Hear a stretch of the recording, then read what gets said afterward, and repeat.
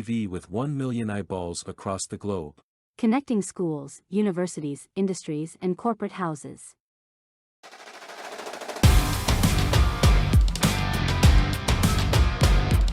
सीखने की चाह है, सीख मेरी राह है, सीखने की चाह में, सीख मेरी माँ है। कल को बदलने की आग है धड़क रही, संकटों की आह में मुश्किलों की वाह है।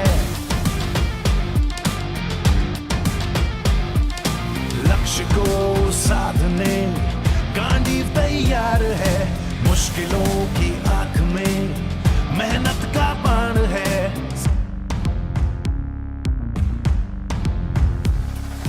सीख से मैं सीख लूं, शिष्य ऐसा बन सकूं, द्रोण मस्तक पर गर्व मुकुट रख सकूं। भविष्य को संवारने प्रयास की कमी नहीं, पहाड़ को तराशने श्वास ये थमी नहीं। ज्ञान कुंड अग्नि में कमियों को स्वाहा करूं, उभरने की राह में कुंदन की चाह है, उभरने की राह में सीखने की चाह है, सीखने की चाह है।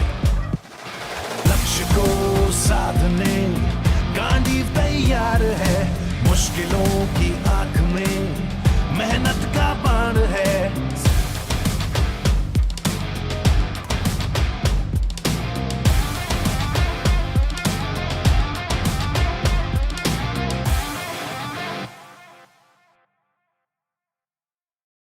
Good morning, good afternoon, good evening, everyone. I am Pranav Thakurta, founder of EDU TV, and it is my pleasure to welcome you to our inaugural episode of the WISE, W-I-S-E, the Vice Chancellor and the Dynamic Principal today. We embark on an enlightening journey discussing the critical transition from 12th graders from schools to universities. We are honored to have with us Mrs. Anupama Ramachandra, Principal of Delhi Public School, Electronic City, Bangalore. And she's the host. She's a Fulbright scholar who has put Electronic City on the map with her outstanding contributions to education. Joining her is Dr. Ashwini Kumar Sharma, Pro-Vice Chancellor of the prestigious Vijayabhumi University, Karjat, Mumbai, a distinguished leader with over 39 years of experience in academia, industry, and research. Today, they will share their invaluable insights and guide our students on navigating this pivotal transition. Over to you, Anupama ma'am. Thank you, Pranav, and good morning to Dr. Ashwini sir. I was just going through your profile, and I was really very impressed with the kind of achievements and also how prolific and diverse your endeavors have been. So firstly, let me just mention that it is a pleasure and an honor to be having this discussion with you. My pleasure, ma'am. Yes, sir. Sir, to start off, based on what I read about your previous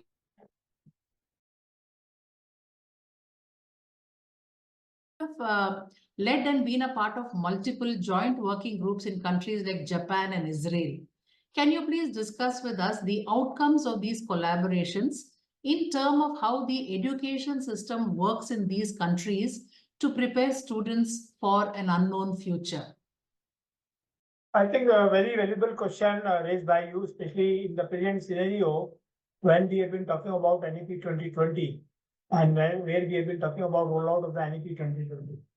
So I think, foreign collaborations are very important in the present scenario when we could see that our brain drain is happening at the level of 12 to different colleges and universities abroad. Now things are changing. The way education is being imparted in India, it has changed like in last 10, 12 years, like anything, and especially after the COVID, when the technology has been put to use. So I think this is the right time where we need to go for collaboration, where basically we work out a mechanism where we impart training in terms of outcome-based education. What I mean by that, where basically the course curriculum which are being designed, the course curriculum which are being followed up, they are basically implemented based on the requirement of the industry. because the final goal or the outcome of any education system which a student undergoes is to get a job or to go for a research or to go for something in the career. So I think we need to work out a mechanism where we go for foreign collaborations, and especially countries like France, Germany, UK, USA, and Japan. They are basically imparting their education in their own language.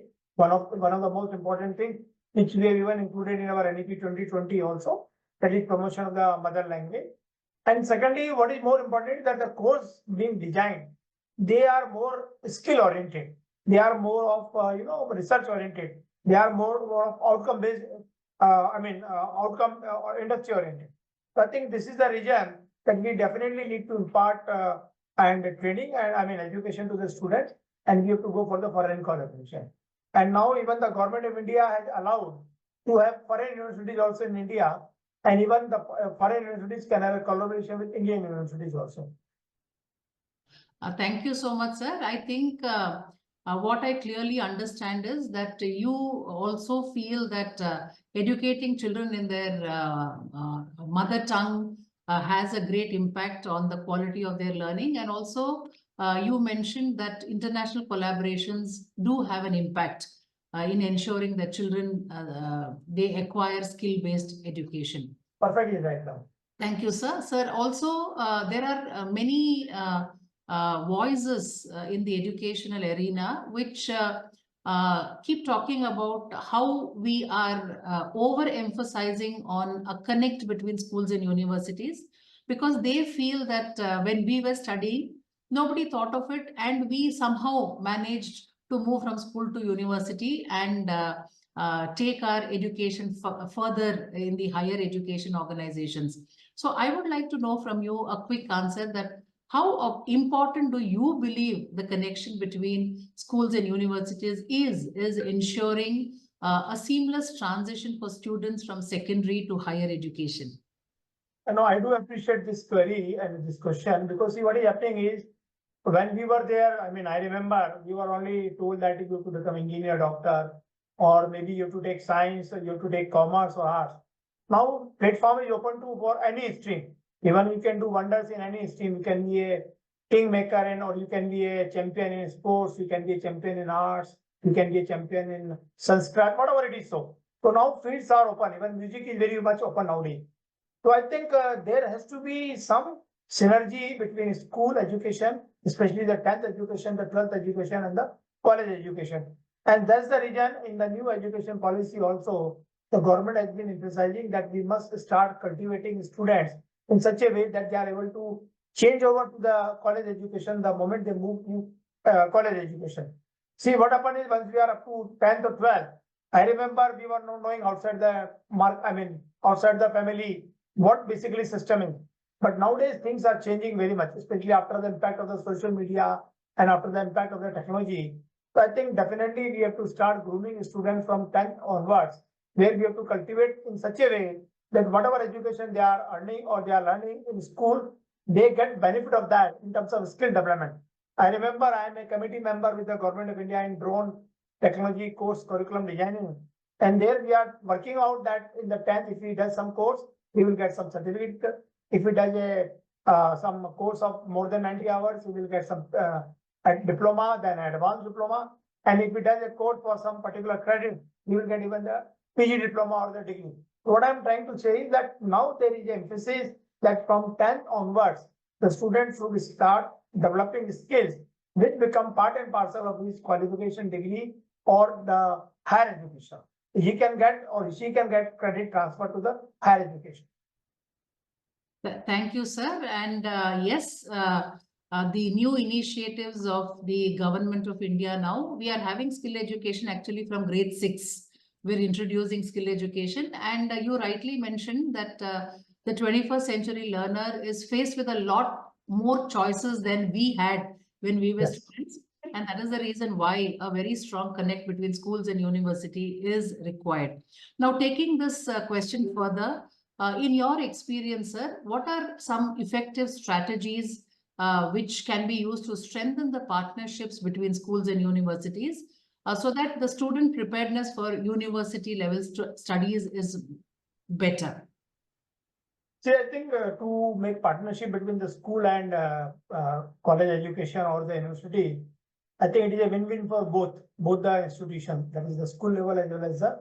So I think one of them can be basically where you take a visit to the university for the student, so they go and understand, because up to the school you have a uniform system.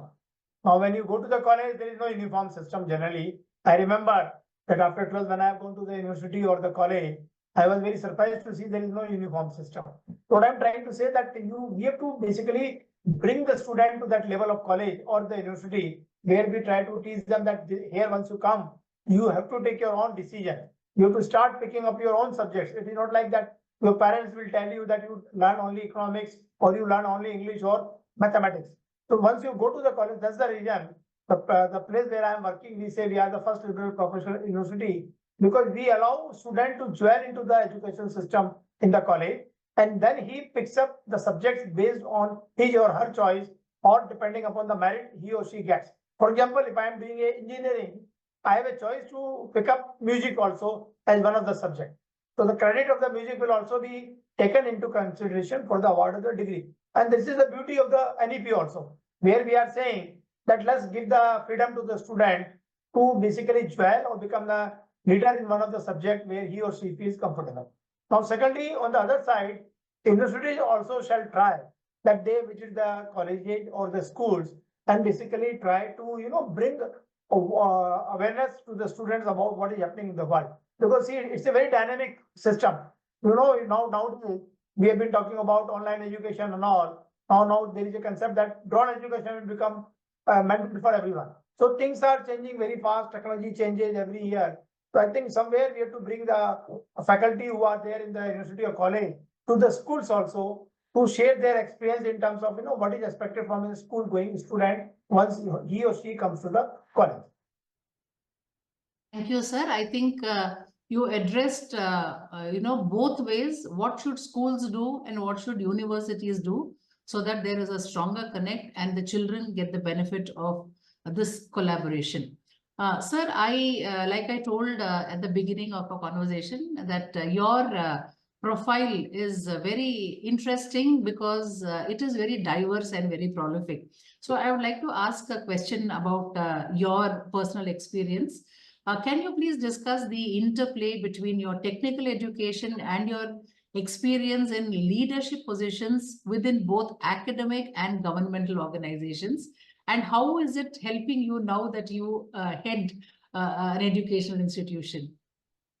See, ma'am, what happens is that once you start your career, and definitely you go through some course, maybe the engineering course or the professional course, let's say doctoral management. So basically you use that course, maybe the things which you learn in the school or college up to a particular period, let's say for 2-3 years of your learning. Then what comes is maximum which comes in your life or in your day-to-day activities, your experience from your learnings. Now learning can be by burning hands. You yourself burn your hand, then you learn, or by burning of the hands of others. So you learn from the experience of others, or maybe even you don't learn from both of the options. That is also a probability. So I think in my career, I did my engineering in computer science. I worked as a software developer or maybe an R&D engineer with ISRO and DRC. Subsequently, when I moved to the industry, I could do projects in a team as a team member. But once you start working in the team, then you start working as slowly as a team head also, as a project manager also.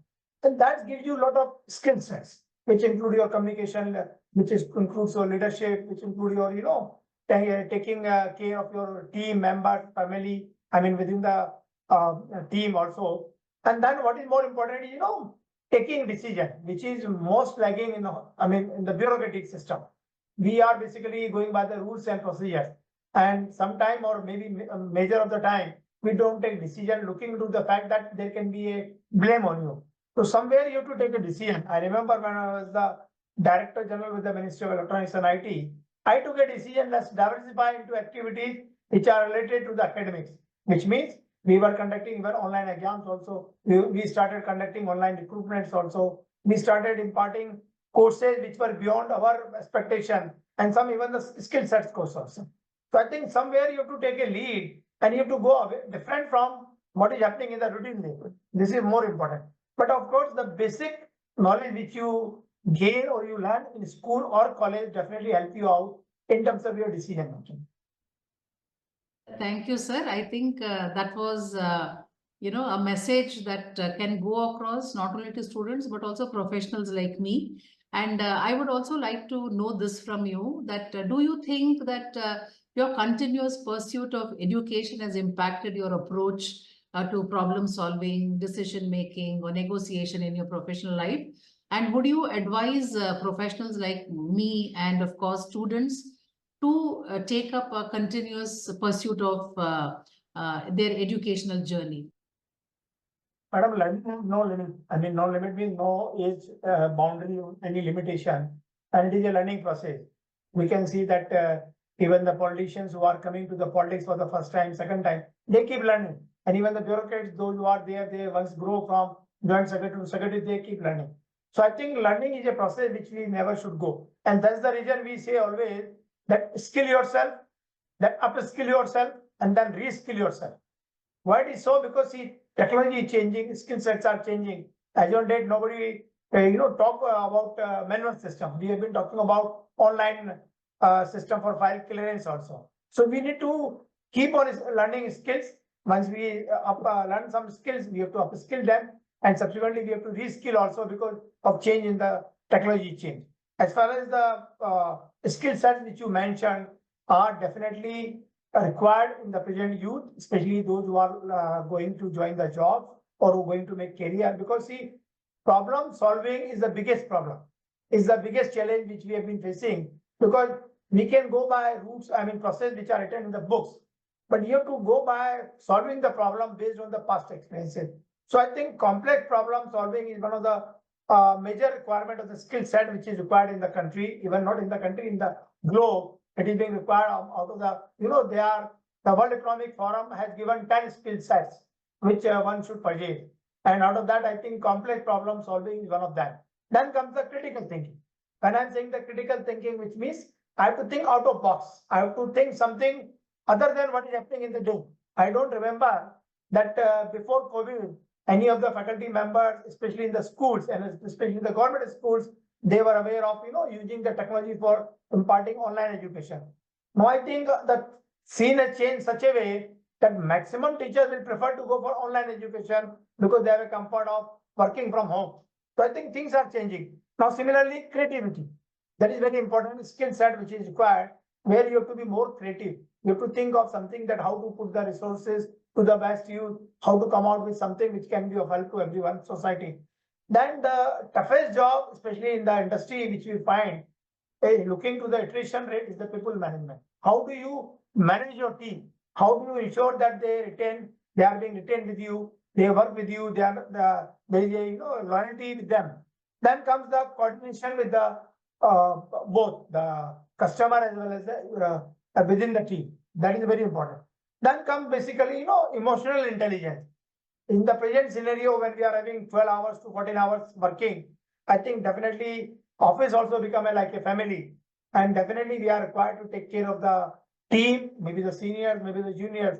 So there comes the emotional intelligence, where you should be able to take care of their emotions, try to dilute them, ensure that they feel more comfortable with you. And then, of course, we need to understand that we need to have a negotiation skill. I mean, generally, once see this comes from the birth, or maybe from once you start going to school, you start negotiating. सब्जी वाले के पास जाते हैं तो हम सब्जी की वो 4 रुपए किलो, मैंने 3.5 रुपए किलो दो. We don't know whether 3.5 rupee is the real price, but we feel क्या 10% तो कम करके बोलते हैं एक बार. This is a negotiation power, and that is very much required once you grow more and more in career, because see, that's the only way to lead and become the leader in the organization. Absolutely right, sir. And I completely agree with you that the toughest part of a leader, no matter where, is of course human resource management.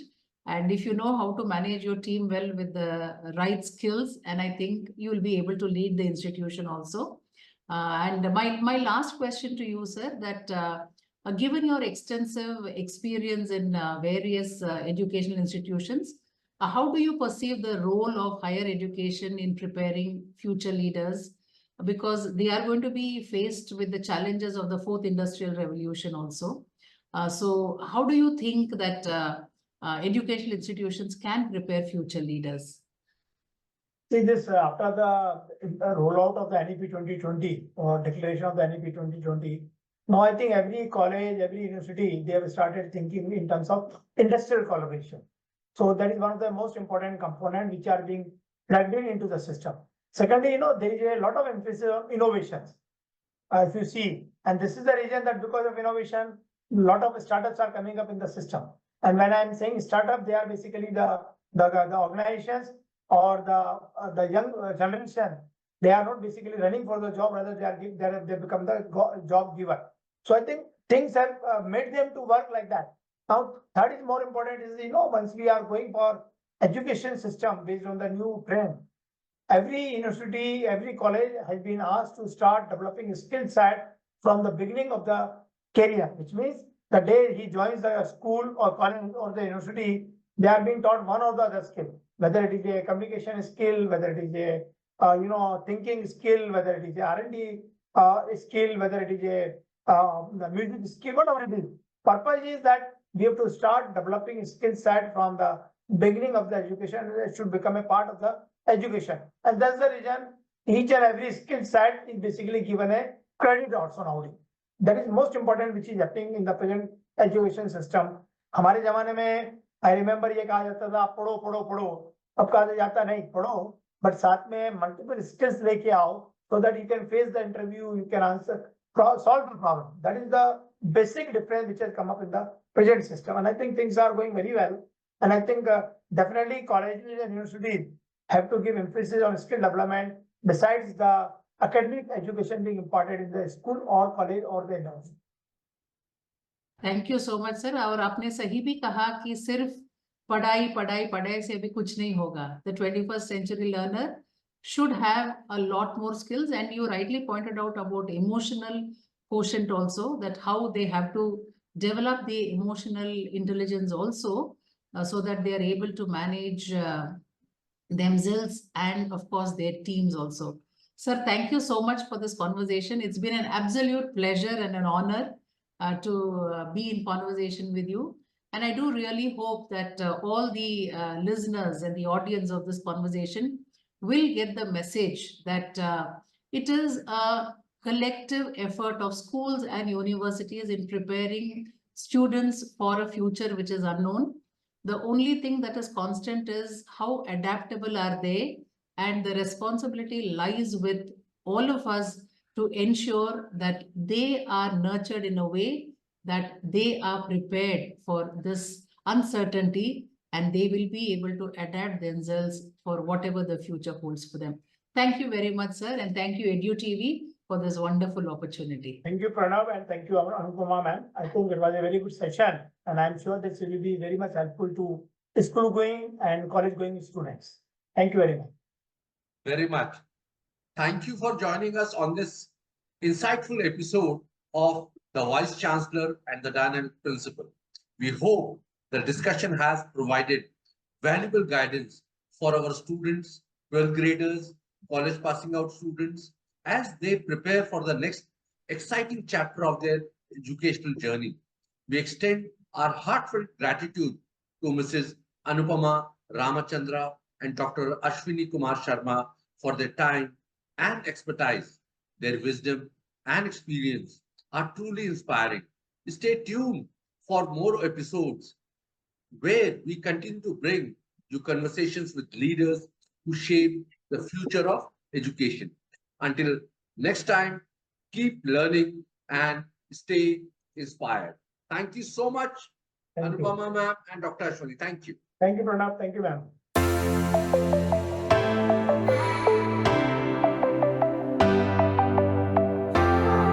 EDU TV with 1 million eyeballs across the globe. Connecting schools, universities, industries, and corporate houses.